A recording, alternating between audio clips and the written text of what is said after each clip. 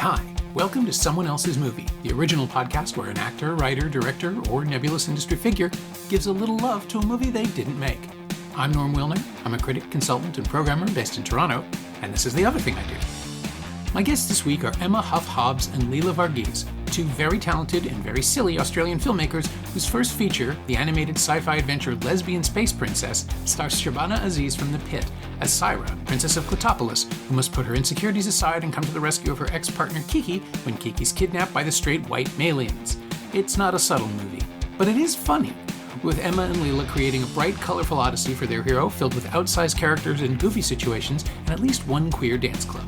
It's a kids' movie for grown-ups, if that makes sense, and it's playing in select Canadian cities right now. You should see it. Emma and Leela picked Scooby-Doo 2, Monsters Unleashed, Raja Gosnell's 2004 live-action sequel to his 2002 smash hit Scooby-Doo, and it improves on the original in just about every conceivable way. Freddie Prinze Jr., Sarah Michelle Gellar, Linda Cardellini, and Matthew Lillard are back as Fred, Daphne, Velma, and Shaggy, investigating more mysterious happenings in the city of Coolsville, and this time it looks like their old foes are coming back to literally haunt them. With James Gunn returning as screenwriter and a cast that expands to include Seth Green, Peter Boyle, Alicia Silverstone, and Tim Blake Nelson, Monsters Unleashed has a warmth underneath its goofiness that feels surprisingly mature at times. I love when that happens. So do Emma and Leela, as it turns out. This is Someone Else's Movie. There's been debate about which Scooby-Doo movie is the better film. Yeah, it's controversial, but I 100% believe it is the second one. It is slept on. Everyone always says Spooky Island is better, but I just think it hits so many emotional beats, and it's just set piece after set piece. It's a tight, hour and a half. It's funny. It's underappreciated, this movie. Yeah. There really was no other choice when it came down to it in the end. Well, I have to admit, I looked at my reviews because I had seen both of the live-action films. I reviewed them when they opened theatrically. Oh my God, because I'm so old. cool. And I also prefer the second one. I think I'm like, good for you both. I definitely have an emotional connection to the first one. I mean, I wasn't crazy about the first one, full stop. But I noticed that in the second, in both reviews, I had pointed out that the great thing about Monsters Unleashed is that Scooby-Doo no longer looks like a piece of liver. That they kind of refined the animated character a little bit better, and whoever is in the Scooby suit on stage seems to be better at interacting with Matthew Lillard. Yeah, the whole film, I constantly have to remind myself that Scooby-Doo is not really there, and that Matthew, is it Illard or Lillard? Lillard. A genius. Full stop. But just, I'm like, wow, it's a tennis ball, or it's like, it's like, I think it's like a styrofoam bust of Scooby-Doo is what, on a stick, is what they use for most of the movie. I would think, yeah, you have to, if there's a person full-time, as opposed to a lighting reference or something for the standard scenes. It's weird how we all know so much about this stuff now, about CG and the manifestation of unreal characters. When you think about, Bob Hoskins having to actively hallucinate his way through the shoot on Who Framed Roger Rabbit and then getting stuck with it for months afterwards. But yeah, Lillard is, or Lillard, I'm not actually sure how you pronounce his name. He is this is the Scooby-Doo movie that is a cartoon, that it feels like an episode of the show more than any of the other productions around. And even the full CG when they came out a while ago.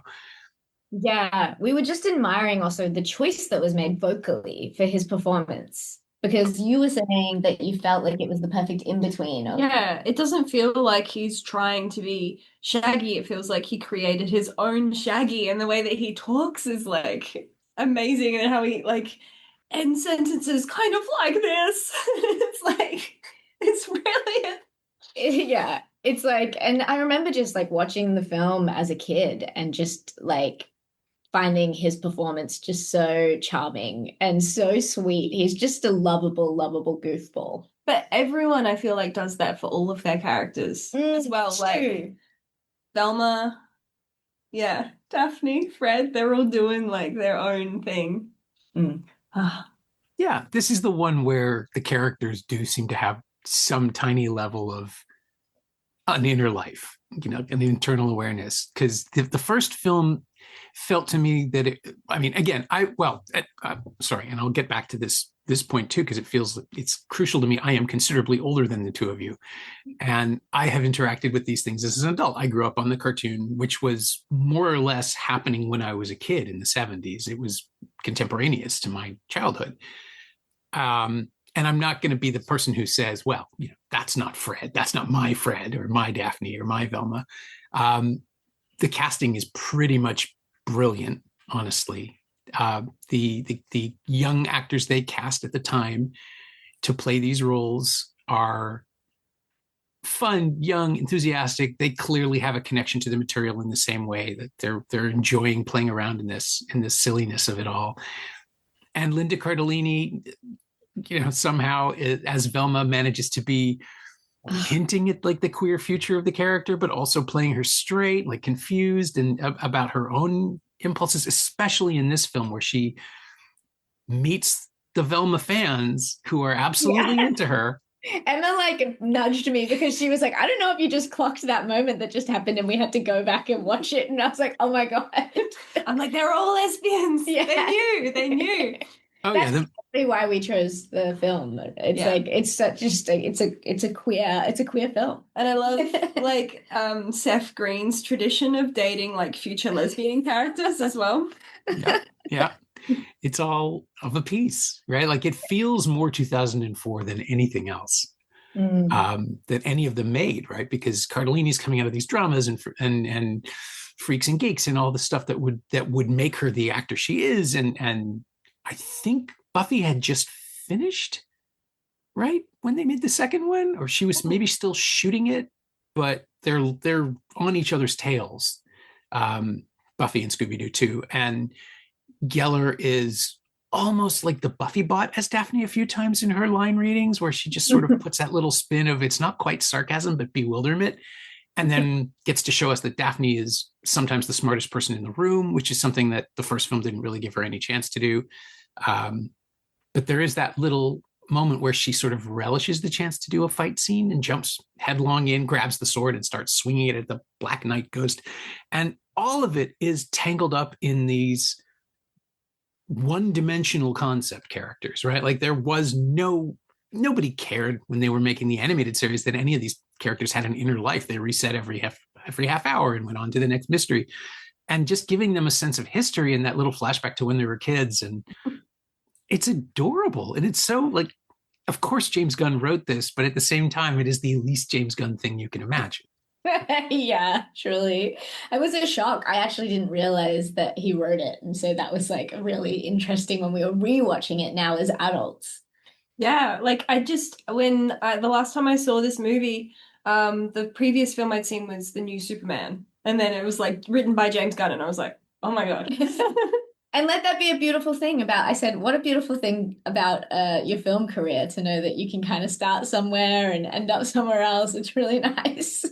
I mean, this is the way station for him because he was already known for trauma movies. He'd written, Tromeo and Juliet, and I want to say this came out the same year as his Dawn of the Dead remake, which is even stranger to comprehend. But he's just always so good with ensembles and secondary characters having their own lives that he can handle the Scooby-Doo pitch and still make it feel like it was a little bit self-mocking, I wouldn't say that the film has anything resembling an edge, but there is a sense of momentum and activity and bustle that's unique for kids' films from this period. I just also like something that I've never seen in a Scooby-Doo film or anything since is the like characters have arcs. Like for the first time, like Scooby and Shaggy had something to prove. Velma had to learn how to trust, and it all really works. Like even you were crying, you were tearing up. Crying. Okay, I mean that's ridiculous. Like I felt so. I had a moment where I was like, oh, when Velma is like telling Scooby and Shaggy how much she has always thought of them in like this way of admiring them, and they've been spending the whole movie fighting who they are. That moment did hit me a little bit. Like I was just like, oh, and it was just a beautiful performance as well. I think it's the performance as well. Like you're right, like the film does have this like very it's not edgy, but there is this really interesting tone to the writing, the direction, and the performances. And it looks amazing. Yeah, it does. Effects. I mean, come on. Well, I mean, Like, production design nerd. Yeah. Like, I feel like it's epic. You know, Scooby-Doo 2 Monsters Unleashed walked so that the Shape of Water could run. You're not wrong. It's a great showcase for what Vancouver production design and sets could do. You know, as the Canadian in the room, I have to bang that drum for a second. But it's not, yeah, it looks like the show did. It's just in 3 dimensions, and there's a weird color glaze on everything, and things are really green or blue, like the defining colors. But that just makes the monochrome clothing, like the single color casting choices on everybody else, the design choices on Daphne, always in purple, and Fred is blue and white, and Shaggy is green and jeans, green and blue jeans, and Velma shades of red, orange, like salmon at one point, I think, on top of an orange jumper. But they are instantly locatable in space, which is also something that you wouldn't necessarily expect a movie like this to take care of. But all the action scenes are coherent. Mm-hmm. And we were just Emma was when the movie started, you were talking about the title sequence as a kid blew your mind, right? Oh yeah. Oh, just the camera flying through the CG landscapes. Yeah. It really blew my mind as a kid, and I made my parents take me to see it, and then I made both sets of my grandparents take me to see it, and I was chasing that weird pterodactyl credit sequence. Okay, yeah, let's roll this back a bit, because I do want to know, how old were you when you first saw it, and how familiar were you? Like, had you seen the other films in the series? Had you seen the cartoons? I'm assuming you were kind of soaking in it all. Oh my God. Yeah, it's a good question. How old? Yeah, I would have been like 11 or 12 actually, because I'm 6 years older than Emma. So you would have been quite young. 2004, so I would have been 7. Yeah. But yes, that's why I think for me, the first movie was much more of a big moment in my life, because I was like more the appropriate age, I think, to get excited about seeing a Scooby-Doo movie at that time. And fun fact, I ended up working on the island that the first movie was shot on. So because it was shot in Australia on Moreton Island on Tangalooma Resort. And so I think I also have an emotional connection to the first one because of that. But yeah. So yeah, I guess you were 7. I was like 11, 12. Okay. And theatrical for both of you? You actually went and saw it? Oh yeah. And I definitely owned the first film at home. Yeah, my parents wouldn't let me see the first one in cinemas, but they would let me watch the second. Okay, yeah, well, you would have been like 4.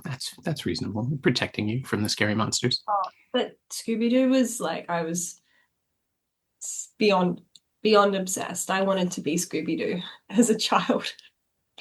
Yeah, I think also when we were watching it just now, like watching it like more recently, I was watching it going like, this was the sort of, I could feel the feeling of when you were a kid and you would go to the cinema, and how you would just be so absorbed in the world and the excitement and the feeling you felt when you were there. Like it still kind of brings that feeling out in me because of the nostalgia of it all.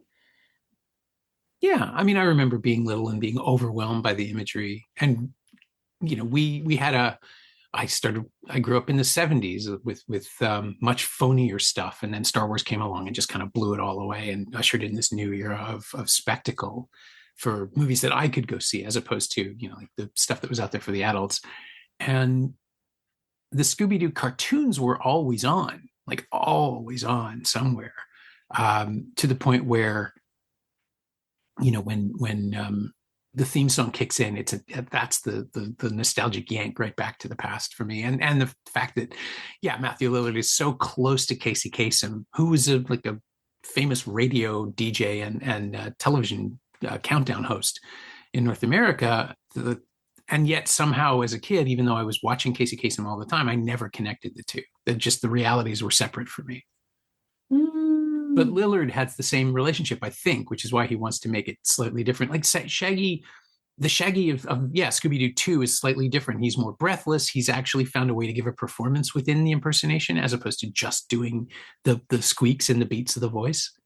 You two are so in the same headspace. It's wild. Well, it's fascinating, right? I mean, you guys work with voiceover and the crafting of a persona that is different. And I've known people, I have friends over the years who've done voice work, and seeing them turn it on and off is really fascinating to an outsider. Like I'm you can play around and do impressions of people, but a sustained voice character is like it's physically taxing. Like it's demanding work. Oh yeah. I feel like watching Matthew Lillard, I was just like, oh my God. I was just saying to Emma, do you think he would like film this film and he seems like he's giving it his all. And then I wonder when he goes back to the trailer, did he just like get in the trailer and roll himself into a ball and just be like rocking in the corner? Because this is like a performance of a lifetime, I gotta say. Yeah. And like, I guess, ironically, for Lesbian Space Princess, we did not get any actors to do like more caricaturistic voices. We all wanted them to just use their normal voice. In saying that, like Shabana, who plays Syra, Shabana Aziz, had to she is much cooler than Syra, and she would appreciate me saying that she is a way cooler person than Syra. So we did have to tap into her more anxious sounding voice, and we did have to be like, oh, remember, we got to find that Syra voice again. And so that was like really, I'm genuinely like, I love it, because to me, Syra, I don't watch it and really think about Shabana. She did such a great job encapsulating that character that I don't see our friend Shabana. I just see a character. Right. Well, she has to do a lot of blubbering too. I mean, the character, like, she ugly cries a lot. Yes. Yeah, she cries a lot less in person. I would hope so. Well, when she cries in person, she does this amazing thing where she catches her tears in her hand so that she can like I've never seen anything like it. But you know what? You're wrong, because she does actually cry in person as well. Not as much as Tyra, though. She cries incredibly elegantly, though. Yeah. Okay, I'm trying to remember if she cried in Bird Eater. I don't think she did. She got angry. No. Anger is a different energy. Yeah. Yeah. And yet, in addition to all of the voice acting that Lillard's doing, he's running around like a maniac too. Like, he's the animated Scooby-Doo can squish itself into all sorts of things because it doesn't really exist. But Lillard is right behind and sometimes in front of it.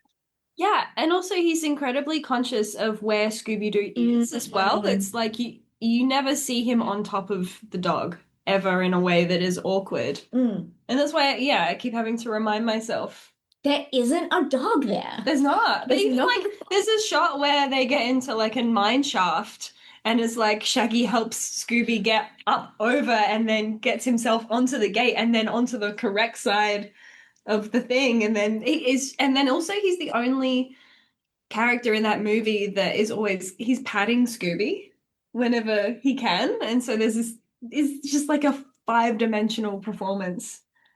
Yeah.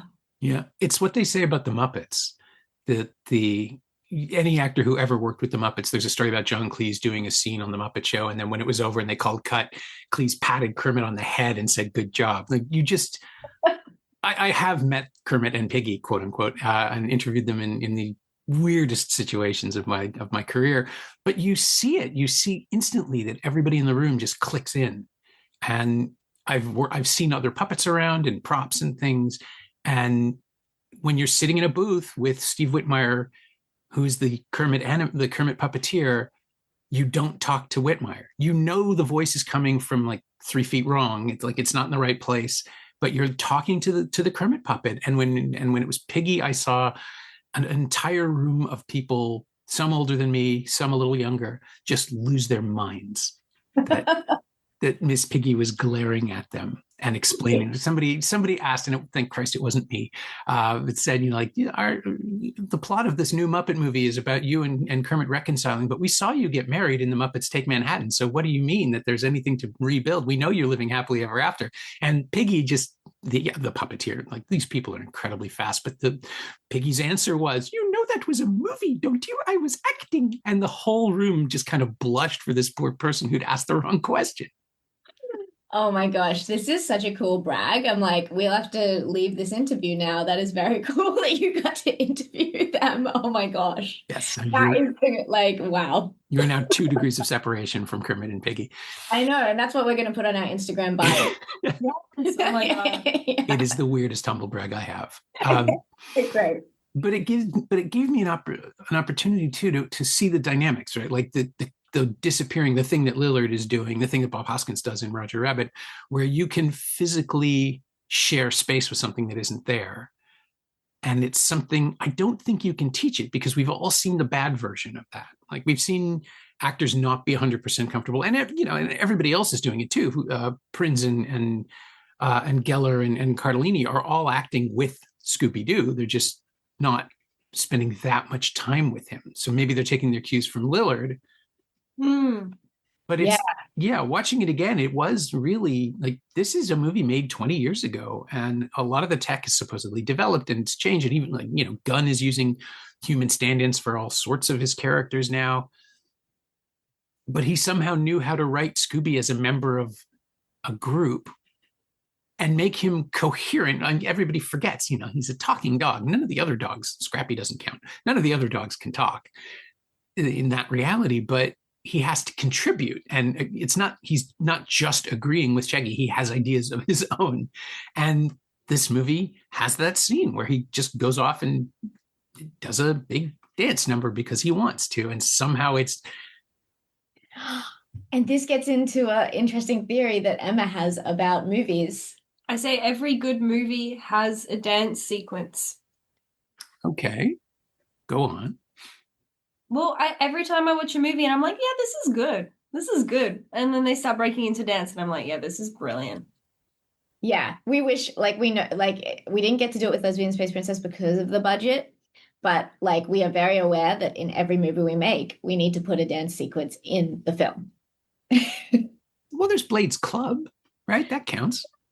Nah, we're talking we're talking the choreographed, I see, kicks out of the movie, and that's why Ghostbusters, the female Ghostbusters movie was almost good, because they edited out that dance sequence. If they kept it in, would have been good movie. And so that Scooby moment with the dance is really important. That's really what's brought this movie to this podcast today, And people have gotten onto this. I've seen people put dance sequences into their bad movies, and I'm like, nah, it's not enough. You can't save it with a dance sequence. It's not magic. It has to be a good movie too. Yeah, it has to be a good movie.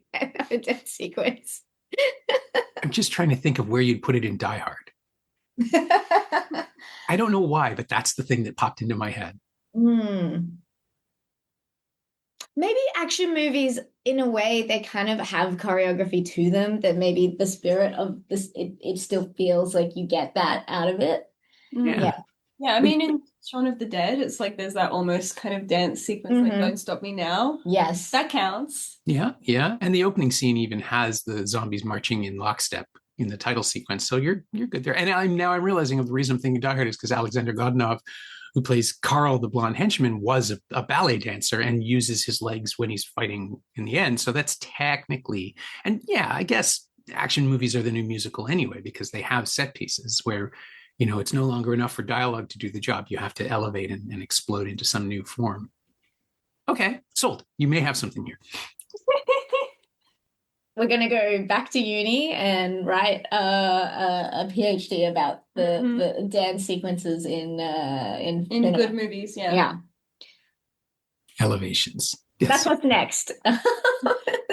Ali has just contributed. In a way, fight sequences are dance sequences. Yeah, exactly. Because they're all choreographed. At the end of the day, it is choreography to music, if you do. Yeah. Yeah. The scene in the Monster Factory, in the lair, where everything is, being swung around and manipulated, and the disc is being thrown from person to person. It is a pretty complex sequence. Yeah. Oh my God. And it's just there's so much going on. And I just feel like watching this movie today, I was like, wow, humanity is good. We're smart. There's a monster driving a fire truck, and then there's this car sequence as well. I love make that the quote is Emma Hobbs. Scooby-Doo Monsters Unleashed. Makes me believe in humanity. the innovation of humanity. I'll take anything at this point. Yeah, truly.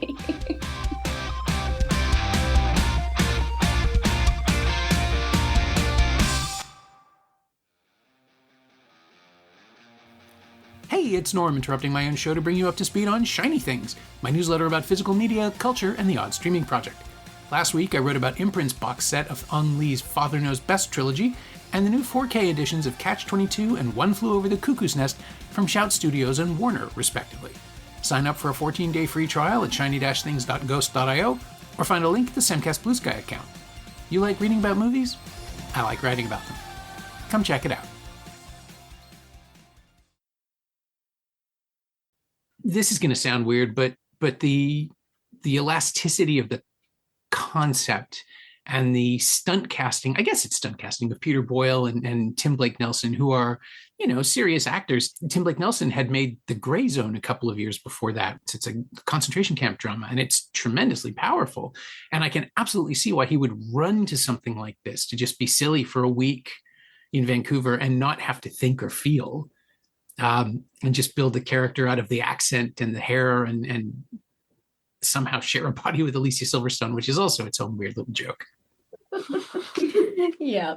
I think I was saying to Emma, like, this movie is a movie that made every kid watching it create a really the dream of wanting to be an actor. You watch a movie like this, and these types of movies are why so many people have that fantasy of wanting to be an actor, because it looks fun. You go, oh, acting is like, they dress you up in a really colorful outfit. The sets are fun. They look like you're at a theme park. You're doing funny dialogue. And I feel like this film has a lot to answer for, because there's probably a lot of people who pursued acting when they shouldn't have, just because they saw Scooby-Doo and thought that acting would be a fun thing for them to do. But I don't see a lot of movies like this anymore, is the other thing that I was thinking when I was watching it. I don't see a lot of movies that I watch and go, yes, acting looks fun. And maybe it's also because we are now also making movies, but this movie, you watch it and you go, oh my God, it looks like they had fun. I really hope they had fun, because it feels like they had fun. Oh yeah. I couldn't handle it if any of them came out and said they did not have fun in that movie. Oh, I did a little bit of digging, and there doesn't seem to be any kind of horror story about the making of the film, other than the fact that it didn't make as much money as the first one and scuttered the chances to do the third one, which Gunn would have also directed. Oh my God. That is because we were talking about how it felt strange that there isn't a third one. So that's a real bummer. Yeah. It just, let's see. Where is it here? Yeah, it was. No, it's not that bad. The budget is, and all I have to work with is Wikipedia, but according to Wikipedia, the budget was between $25 and $80 million, which realistically, it was probably somewhere around in the middle there, just because of all the CG, and as cheap as some of the CG would have been at the time, a lot of it would have been more expensive, like the ghosts and those things were all built before they were CG'd, right? They would have had to make physical models at least, so that not inexpensive. And the global box office was 181.2 million, which doesn't seem bad, actually. Yeah, that seems. Yeah. Actually, but what did the first one make? I mean, maybe is it if you make one and it's like it earns way more, and then the second one drops? Does it make you go, well, what will the third one make? Yeah, like the trajectory. Yeah. There's probably some sort of evil genius math that goes on where they're like, no more movies, no more Scooby-Doo movies anymore. And also I feel like the second one was so much more expensive to make than the first one as well. So if they jumped from because they made it in Australia, it's like a Scooby-Doo live action movie in Australia wouldn't have been more than 10 million. It's a fun game for you to guess, because it is on the internet. I wonder how much the first one cost. 10 to 20 million, I would say. And so jumping that investment up so extremely and not making that jump in money, Box Office Mojo says its budget was $84 million, which I cannot believe is real. The first one? Yeah, for 2002, to spend that much money on anything seems insane. And its gross worldwide, it made 275.6. So whoa. Big return, good, decent return on investment. And maybe that is it. I mean, you make for a little over 3 times your budget. That is better than breaking even, whereas the other one, if it cost even 50 and it only made 175, is still not that great. And let this be when we get to the point where we talk about how it's very sad because movie making is a business, isn't it? It's like you always have to be like, it's a business. It's also it's there's the magic and the beauty of it, but then you also have to remember that you are also working in a business. And it's cruel and mean, and it doesn't care about art, and all of that is very depressing. And we're in Canada right now, so obviously we're dealing with tiny, tiny, tiny budgets, and even the returns on those, they're never impressive. But we can take bigger risks because we don't have as much to lose, which I think is like something that the American studios, I mean, I'm saying this about a Warner Brothers picture, and they're having the most creative year they've had in a decade with, Sinners and Weapons and One Battle After Another. They're actually doing really good work. And Guns Superman, which one of my favorite films of the year, honestly. Honestly, all of those were bangers. Such good films. Sorry, you just have to cough. Keep that in. No, there. I muted. You didn't hear anything. And then replace it with some sort of like really weird cough. Replace it with Scooby-Doo. Yeah. It's weird. I'm always expecting to learn more about the filmmakers, about the guests from their choices, and trying to staple in where things are in their work based on the film that you picked. But this is such a kind of a pure call that I don't mean this negatively or derisively. This is a film that you both clearly love and that meant something to you as kids. But the work that you have done, I mean, Lesbian Space Princess is much more overt in its gender expression and politics and self-awareness and all these things. And there is this stuff floating around in Scooby-Doo too, but it's for kids and it's designed to be picked up on only by the adults. I mean, it's coded rather than stated. And with Lesbian Space Princess, you can just be more straightforward about the story that you're telling and who these people are to each other, to the point where the straight white malians are like just so obviously an analog for every douche bro and insecure. It's really fun to see a movie that just tells you what it wants you to see. You're not waiting for anybody to catch up. It's all right there. And this is the world you've built and you can move forward with it. And I love that about genre projects where alien societies or extraterrestrial characters can just be the thing that is usually a metaphor. Yeah. So yeah, how did you arrive at that? And what, like, there's still a childlike pleasure in all of it is I guess what I'm trying to argue that connects it somehow to Scooby-Doo too. I think they totally do connect, and like maybe we made this film for our inner child. We watched Scooby-Doo because it's like something we watched as children. But I think the thing you were saying about it was just in my head just then, but oh my gosh, what was it? Oh, like in a way, the ability to take minorities and put them in this world where they can just be is so different to a lot of the time the experience in the world we live in. And so I think that the reason that we were sort of embracing that kind of like the title, sets you up that it is going to be a film that kind of just tells you everything. It's quite direct. And I think that it just felt like for the characters that it was about, creating a world where they could just be free, exactly who they are, was going to be like quite empowering, because it's certainly not how I necessarily myself or Emma have felt, growing up queer, and I'm half Indian, half Lebanese, and growing up in these spaces where you're kind of making yourself like smaller. So yeah, I think you kind of captured it quite well in that sense of like, the reason that the film is the way it is maybe because it's just being this unapologetic expression of identity. And I feel like there's something really relatable about the characters of Scooby and Shaggy to queer kids growing up, is that they don't quite fit into the group, but they're accepted wholeheartedly for their differences. And in terms of like how both films are just like fun movies that have heart at the center as well, and the pace as well, and the colors, like in a way we still feel like there is the films kind of have similarities in their own strange universe dimension way. And then the Malians lair was like the reference images I used for the background artist was literally from Scooby-Doo 2 Monsters Unleashed, the Jacobo's kind of secret lair. that makes perfect sense. Like just a junk shop, but the junk is valuable to the person who owns the shop. Yeah, and like just the tactile like texture of that is like a brown kind of man cave with these like highlights of green kind of creation.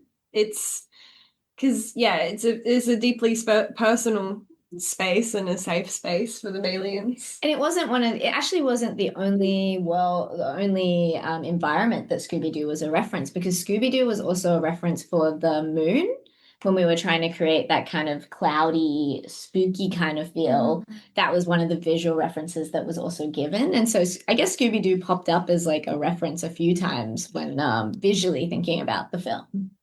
Yeah. Yeah, I guess if you're working in animation, the sky's the limit, right? Like you can do anything you want. Wow. And populate it with stuff that you love makes perfect sense. Yes, you can. You can within the budget of your film as well. You can dream that to do all the things you want to do too. But it's funny how you start out with a reference and it doesn't necessarily ever land exactly there. Of course, it turns into its own thing. I wanted to be honest, I wanted the moon to look more like Scooby-Doo than it did end up landing it looking like. Yeah, I don't know if that reference totally it didn't really translate, but it was definitely a reference that was shared. Okay. And I've been thinking about the speech that Velma has that you mentioned earlier, where she's basically saying that Scooby and Shaggy are brave enough to live their authentic truth before those phrases existed, right? They didn't have the language that we have now, or at least the stuff that we've all codified as phrasing that unlocks queerness or explains it and defines it. This is way too academic for a Scooby-Doo movie, but the sense that you're watching a character struggle with accepting herself as desirable in a movie that's aimed at kids, and not just I want to be pretty, but I want to be wanted. And having like Seth Green be the expression of that desire to Cardellini, it's safe and puppy love-ish. Like you can play with these concepts without needing to understand the darker stuff. I don't think anybody in the Scooby-Doo universe has sex. That would be too weird. Yeah, we don't want to think about that. No. No, they just cuddle. They just cuddle. I think there was even the word cuddle brought up in one of the scenes. Somebody said, "But we cuddled" or something. So yeah, no sex. Yeah, and just like Fred and Daphne are clearly in a relationship, but that never really expresses itself in a way that the sense that they don't understand what any of that stuff is. But yeah, I mean, in terms of what you were saying, like the parallels between Velma learning to accept herself as she is and not being this like version that she believes is more desirable, and like also Syra really like accepting, she accepts who she is, but she doesn't love that about herself through the film until she kind of discovers or, unites in her self-love. And self-love is an ongoing theme in the Scooby-Doo Monsters Unleashed film as well. Like there's multiple characters really struggling with their identities and not accepting who they are and struggling to let people in. And so I guess there is like more of that parallel in terms of like the heart and the themes of what the characters are exploring. Yeah. We also love watching the movie because I love that Freddie Prinze Jr. and Sarah are like married in real life. We were just talking about how wholesome that is, and how they've just been married for so long, like such a long time, and together for such a long time. And turns out that we were reading about it. Turns out we are a friendship turned romance, and they were a friendship turned romance. And so that's very sweet. But I love watching the movie, just thinking about the fact that they must have just been like, how fun to get to go to work together. Like, Yeah, it is really lovely to see that sort of thing. And even like she turns up for a cameo in the new I Know What You Did Last Summer movie, which he's in as a lead, basically. And She's All That as well. She has a cameo. Oh, that's right. I forgot about that. And also she was in was she in the same Scream movie? No, she was in the Scream franchise for a second. Yeah, she's in the second one.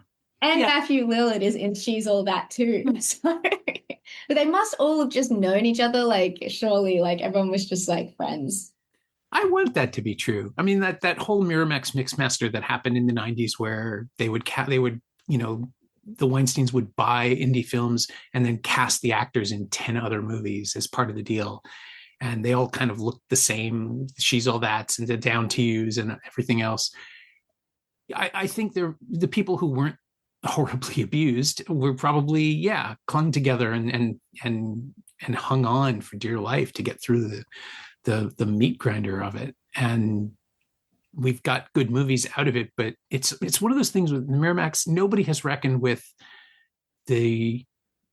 how much of that brand has been tainted by one guy and his brother who enabled him, and all the fallout that people don't want to watch these movies because Weinstein produced them, but the people in the movies did the work, right? This is the conflict that I'm always having with the idea of retrospectives of those films. When they come back again, it's like, don't boycott the movie.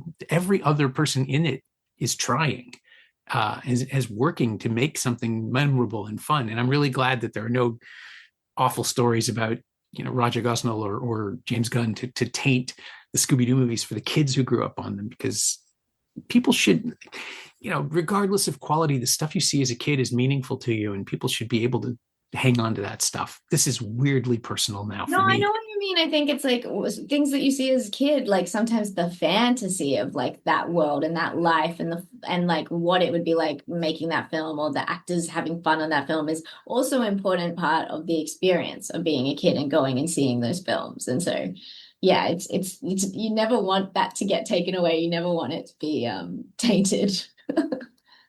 Yeah, nobody wants to hear that, Linda Cardellini went home and locked herself in a dark room and worried about her career. I did get to interview her. She's the only member of the cast that I've talked to, and she just said how did she put it? She's like, it's a really weird fan base now. People who just come up to her and that's their identification point. They first saw her. It's like Alec Guinness in Star Wars, right? I'm seeing Emma respond very vividly here. Also, she gets the best line of the whole film. Go on. It's like you ask anyone my age, do you remember Scooby-Doo Monsters Unleashed? And they say, is that the one where Velma says, who's your mommy? I love the way that she plays it too, because she immediately knows it's wrong. Yes. I've actually paused and made us go and watch it a second time. So yeah, I can see that. There's a trope people are talking about. I wish I could remember where I first heard about it. It's called Born Sexy Yesterday, which is the Mila Jovovich in The Fifth Element kind of thing, where you're an adult, but you're immediately sexualized and you only exist for this purpose. Watching Linda Cardellini play Velma, play that, and try to fake it for all of 10 seconds as she walks across the set and then immediately take it all back. That's adorable. Like that's a series of choices. None of that happens by accident. No. So brilliant. So brilliant. Because you're like feeling, I feel so upset for her character as well. Because it's relatable. It's deeply relatable, And she is the performance throughout the film. Like, she is the character that, for me, like, maybe it is like the queer coding, but she's the character that always makes my heart hurt when I watch the film. I don't know if that's everyone's experience, but for me, like, it's the performance and it's that character and the writing of that character as well. Yeah. I can see that. I mean, Velma is certainly consistently the most interesting character because the animated series never gave her a shot. And so everybody who grew up watching that and is now running a Scooby-Doo screenplay or a Scooby-Doo project, Mindy Kaling's Velma project, they're all about, no. I like her because, and every writer gets to express that. And so for Gunn, it's showing that she can learn how to trust and, yes, she can pretend to be sexy when she doesn't feel sexy, but also she can stop and be herself. And that's more interesting. Yeah, and then like the bit at the punchline where she like unzips the jumpsuit and she's got the sweater on underneath. The turtleneck. Yeah, sorry. Like, it's just like the fact that it's the turtleneck that also just kills me. Yeah, it's lovely. And she plays it like an adult, which is also different because the others are clearly children. But Velma, I think, is the one who had to grow up fastest and keep everybody together. You're so right. There is a difference in the way that Velma is performed. It is like an adult. I didn't actually quite piece that together. Maybe that is also why she's that grounding character that you can she's not as cartoonish, really. Yeah, other than the Jinkies catchphrase, right? She really does do most of the grown-up stuff. She's the scientist of the group. She's the one who's warning people not to touch things or push them. And Yeah, she is actually the Syra of the film because we felt really bad when we were doing Lesbian Space Princess because a lot of the actors came in and they were just like having fun. Like they were just like coming in and getting to do like these fun comedic roles. And Shabana's job with Syra was like it was so emotional. It was more like a dramatic performance. And so it wasn't like it was very different experience from the records with a lot of the other actors. But like, yeah, she really worked. She worked. yeah, well, and it's great to see her get this kind of showcase too, especially now that people will, like on this side of the globe will know her from the pit and be really. I love that. I love when somebody becomes famous for something completely unrelated to the project they were already working on because suddenly it's just like, oh, you sound different, and then you just get to go discover everything else about it. I mean, Bird Eater. I think I saw Bird Eater in the pit within like a week of each other, at least the first episode, just the way it worked out. And it's like, oh shit, that's where I know her from. Oh, wow. No way. Yeah. Very good for us. Yes, it's amazing. It's the people that it is the best for is us, really. No, we had so much fun because we got to see her at the Emmys this year. And that was like we're all from Adelaide. It was just like this like you always like got emotional just seeing someone who had worked so hard and you got to see that process for them and then seeing them at the Emmys. I don't know. It was so exciting. We were like giddy. I told her I was actually a little starstruck and she was like, no, don't be starstruck by me. Yeah. It's always weird. We love it when our friends become successful, but it is like, it's a strange, I mean, I would say, I guess up until that moment, probably Auntie Donna were the biggest names, right? Because they had the Netflix show. Oh, although, I mean, Richard Roxburgh, I think. Oh, of course. And Queen Kong is huge as well. Yeah, she's got a big following. Yeah. Queen Kong is the most gay famous, for sure. Oh, Drag Race Down Under. Van Helsing's Dracula. I mean, if not Scooby-Doo 2, we should have done that. Yeah. Oh my gosh, because that would have been the connection between the two films as well. And Emma did. You got to talk about how you asked Richard Roxburgh to perform. I asked him to perform one line as Van Helsing's Dracula, and he did it. But he was like, that would be very strange if you used that. He actually asked, is this for the movie or is this for you? There's no difference. Yeah, I mean, the movie is for me. We are making this movie for ourselves. Yeah, when you're the director, you get to do that. Yeah. And also, it's not the weirdest thing I asked an actor to do, so he got off light.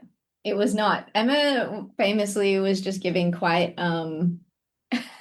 referential would come in with the strangest direction.